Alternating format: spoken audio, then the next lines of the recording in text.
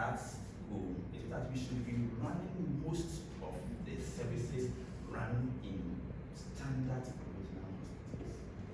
I came here and I was doing my stock taking of services, and I saw who is my physician specialist. Hey, right, I mean, we have one going to school, but he didn't come.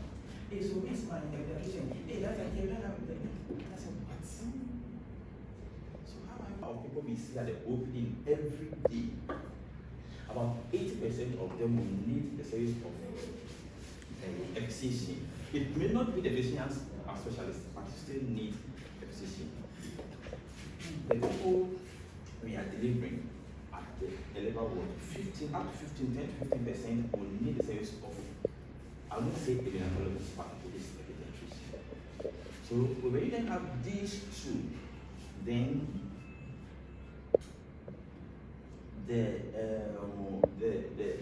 the converse is not a very good image and the pictures that you'll be seeing out there. So you have babies, you have babies. Yesterday we were talking about persistent tachycardia, and then they say, oh, so if you need one, then you go in, you do surgery, you examine your baby grossly, and the baby is grossly normal. Yes, the heart rate is very high. Then you need somebody with that expertise to look into it, to pursue the care further. And then we go to a snag because there is no somebody within the walls of our hospital to pursue that one for us. And that one becomes a huge challenge for us as healthcare. So yes, if we want to do that, it is that we have to find a way of having those human resources amongst us. And like I keep saying, either we poach somebody, or we train somebody, or we go into a kind of engagement, agreement. And for now, the third one option is what we are doing now. We are in a kind of engineering somebody, what you call the local. And by the truth is, it is woefully inadequate once in a week.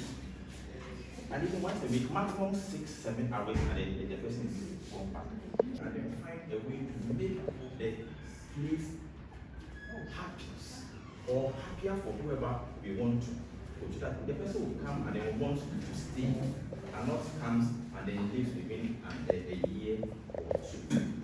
So that is what one of the things we have to do to ensure that we have the requisite human resource able to meet our objectives as a group, as an entity. It's not only this, but the services we have a number. I must say that I said I have to the support because of my engagement so far. I say something easy, because this one we can do. We started with the blood bank issue, and they personally have been involved with ensuring that service comes into state. And I'm so proud of the contribution and the support of our nurse manager. This is here, right? We are looking at certain services, dialysis. We are looking at certain services that for now I want to go on. This will help us expand our scope of services. You come to the gynae, yes, so we are trying to establish some small certificate so that anybody can come. We have the thermal coagulators, they were mine. I have decided to donate it to the facility. So that people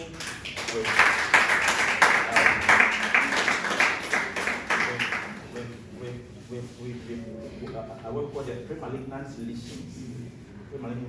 If you do the VIA, you have the acidophilus lesions.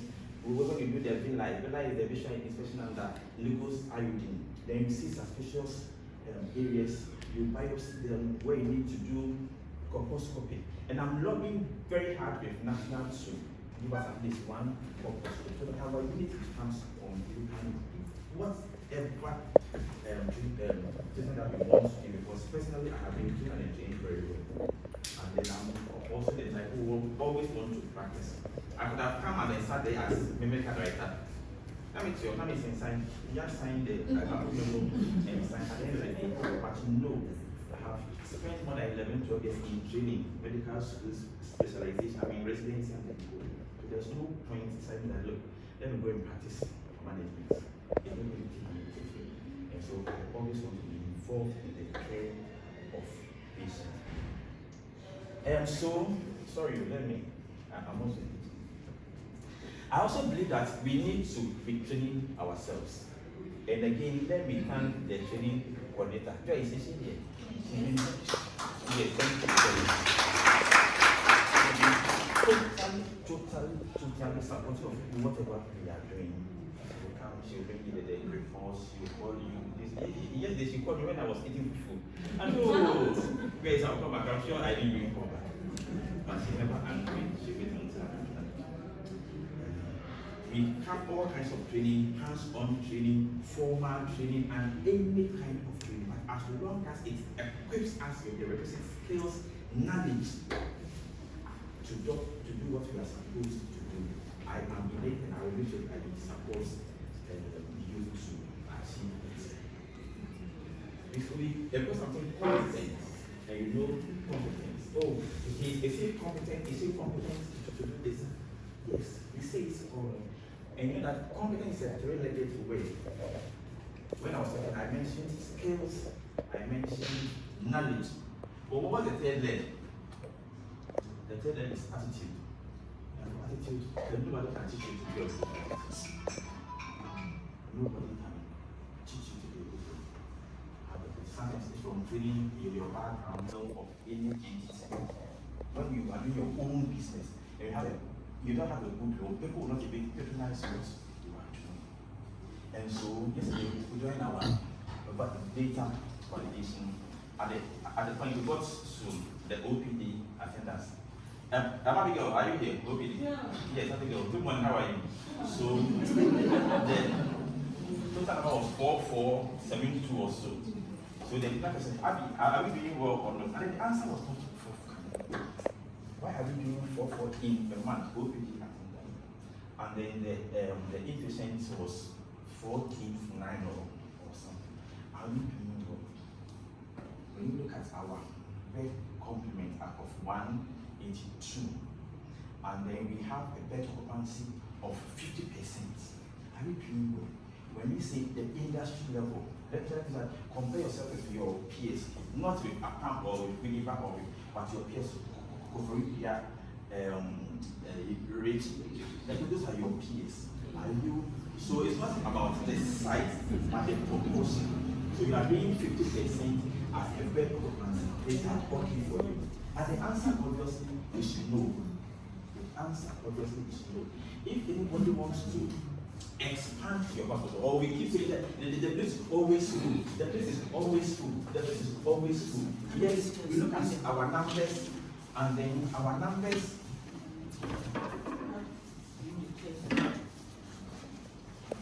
When we take a snapshot for the hospital, only 50% of our beds are full.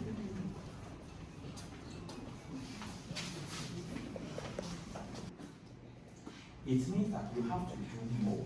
And I think we have already started the engagement between the unit heads. Yesterday I had a little meeting with Priscilla. Hey, is she there? Prissy? Okay, so we had a little meeting. We're trying to look at I even have to convince them to switch their interfaces between detention and then admission. Sometimes at the AAE we have patients lying there for number of days, which shouldn't be so. AAE and an emergency have your unique qualification, you have your unique activities, and you have to adhere to that, but you conform to the nationally accepted, norm, which 24 hours at the nursing unit. One or two extent maybe, but if it becomes the norm, then there is a problem. So, and there was again, I'm sure that sometimes they want to bring cases and they want to say, but it's the NFA, it's still a word. And I think that if somebody stays at the ward for 20 hours, nobody will ask us any question. But if somebody stays at the ANU for 20 or 20 days, somebody will ask us a question. Why somebody spending 20 days in the emergency? So then we can go to as one whole, and then we try to optimize the use of each of the unique words that we have. So please, back on the training, where we need to support people to to training, we will do that. We will do that. We need to equip. And you see that when we train somebody and the person leaves the hospital might have lost momentarily, but Ghana has gained ultimately. Once the person is still working there. Those days, they were expanding people to the UK. They will go and they will not come back. After 20 years, they will eventually come back. And still, we have if someone wants to go, I don't have a problem. Personally, I said, well, let the person at the right time, the person will come back. Let the person will come back, they'll go on walking or on a stretcher.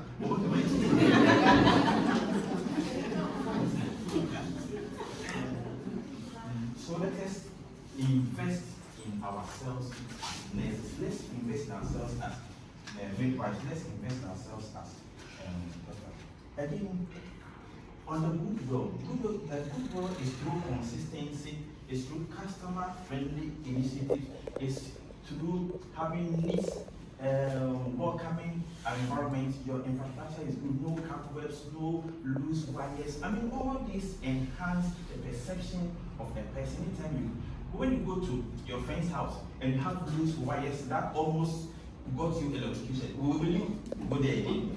Of course not. You won't. And so that is how we go. So the person will go and they come back. And we made some appeal. We had a little money, but not to the level that we want. And so eventually we will go about to keep the walls painted, nasty, and the back. The most important is what the person hears when the person comes to you for service. Or the way you carry yourself. Today, I'll be telling you, I've never seen some of you in He didn't call me and say, we have a meeting. But hey, everybody downs the scraps and they decide to, which is good. So we have to ensure that we do what we ought to do to maintain the standards. Community engagement.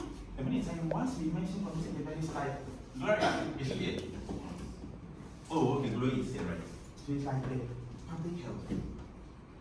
But in every single interface we have with somebody from the community, we are doing the minutest form of community engagement. Community engagement is not only calling the assemblyman, calling the ahemfo, and then with banners and senior and umbrella, and that's the standard way. But in management, anytime we meet somebody from the community, what if the person finds something good, the person not even say it. But when the person finds something bad, he goes and then replicates whatever bad thing he saw or heard or something to the other community, and then it becomes very lasting over there. Oh, to talk about the okwa say, but where it started from. From something as minute as something you might not even notice, and yet the client has seen, the client has heard, the client has observed.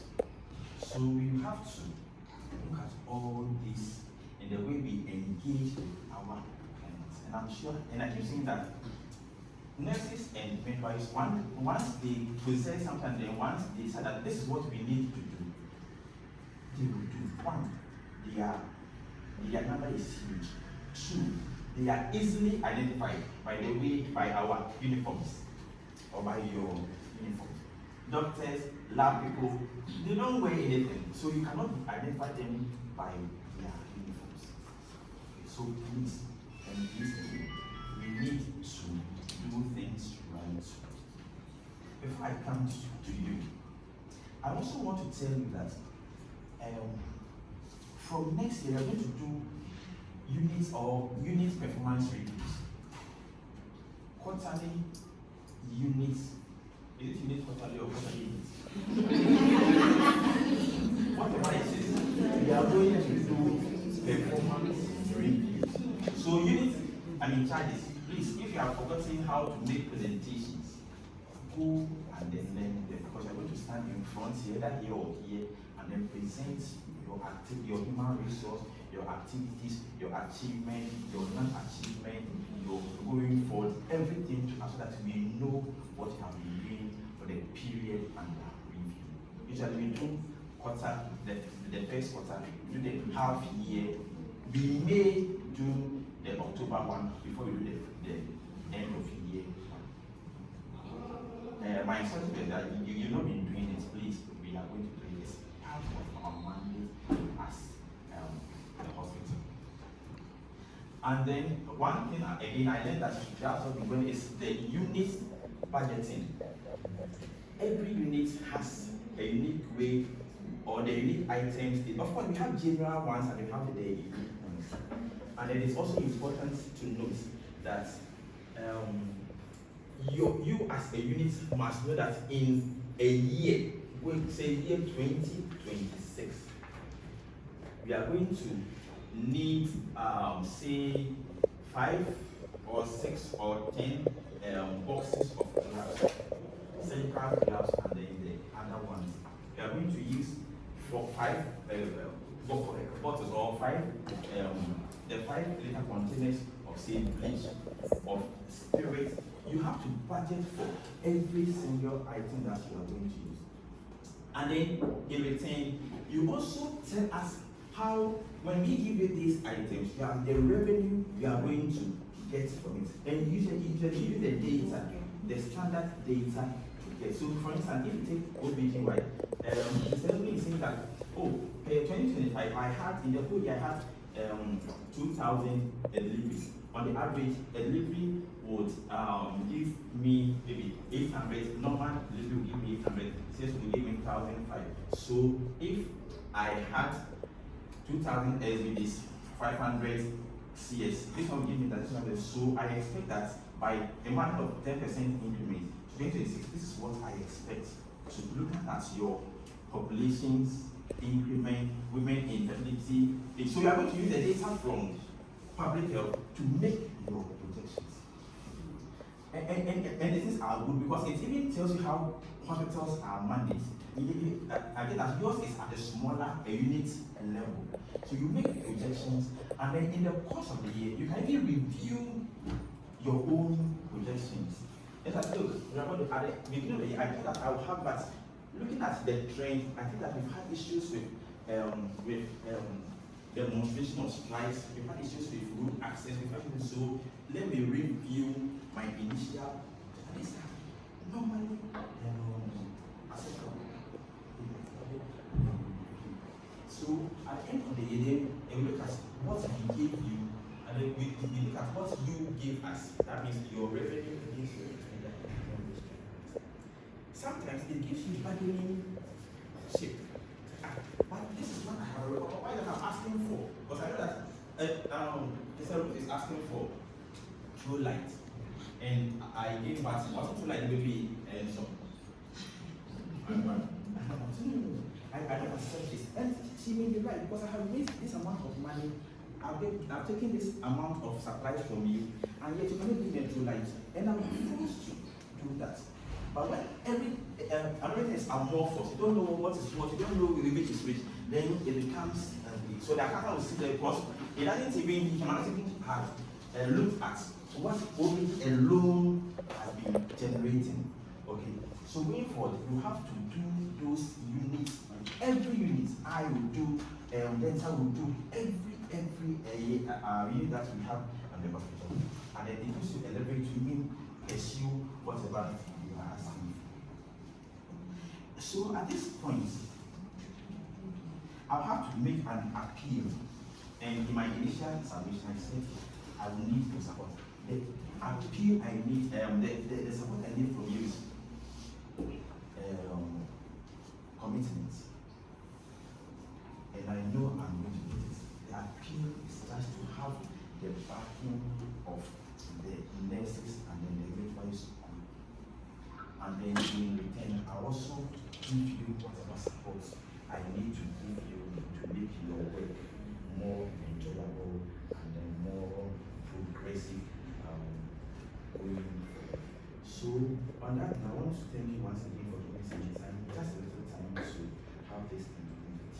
But I know next members have their own challenges for the past years, and so we take some time to listen and then see the ones we can answer short term, see the ones we can answer in medium term and see the ones we can re-engage and then realign to meet our long-term objectives. And please don't be intimidated, especially the younger ones. Your senior ones are not going to do anything and towards you if you feel like to raise your hand. So, Madam CD, thank you once again.